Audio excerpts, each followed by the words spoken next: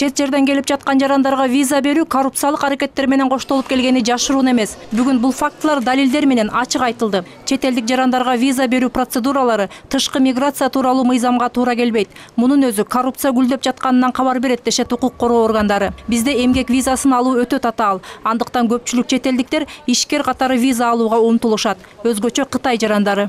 Так, департамент консульской службы МИД. Ички иштер министрлиги менен мамлекеттик каттоо кызматынын маалыматы боюнча ишкер деген атка жамынып көбүнчө Кытай жарандары келишет. Алар башка категорияларга салыштырганда 80%дан ашуун. Себеби ишкер катары виза алуу оңой. Юридикалык жак деген документи болсо, аларга өлкөдө жүрүүгө уруксат жыл сайын чексиз мөөнөткө узартыла бериши мүмкүн.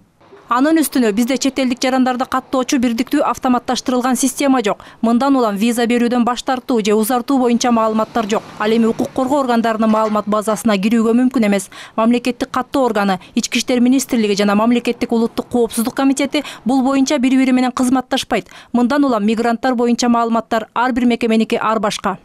По многим моментам никакого взаимодействия практически не ведется. Көпчүлүк багыттар боюнча мекемелер аралык кызматташуу жок. Бул маселе системалуу болгондуктан көйгөйгө бир гана мекеменин эмес, жалпы мамлекеттин кызыкчылыгы катары мамиле жасоо керек.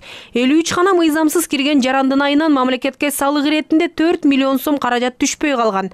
Бул болгону 53 гана жаранга байланыштуу. А чындыгында мыйзамсыз жарандардын саны мындан алдаганча жогору.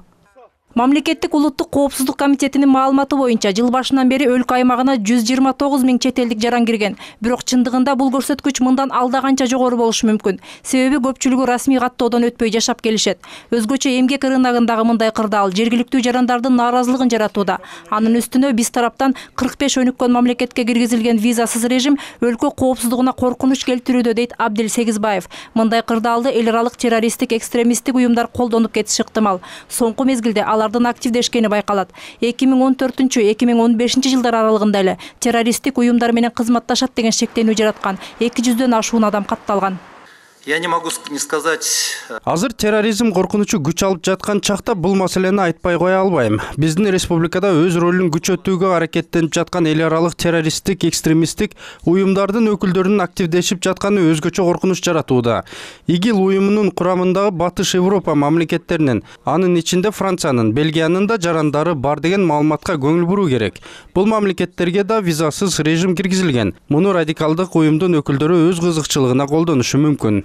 Мындан улам виза берүү режимин тез арада жөнгө салуу зарыл деген чечимге келишти. Бул үчүн бардык органдар биргеликте иш алып барышы керек. Ал эми коррупцияга жол ачкан аткаминерлерди жоопкерчиликке тартуу керектиги белгиленди. Ошондой эле чет элдик жарандарга ортомчулук жол менен виза алып берип, ишке орноштурууга адистешкен фирмаларды жоюу сунушу айтылды. Жыйынтыгында айтылган сунуштарды эске алуу менен тиешелүү иш-чаралардын планы кабыл алынды. Мээрим Ташыбекова, Самат Дөлөтакунов, НТС.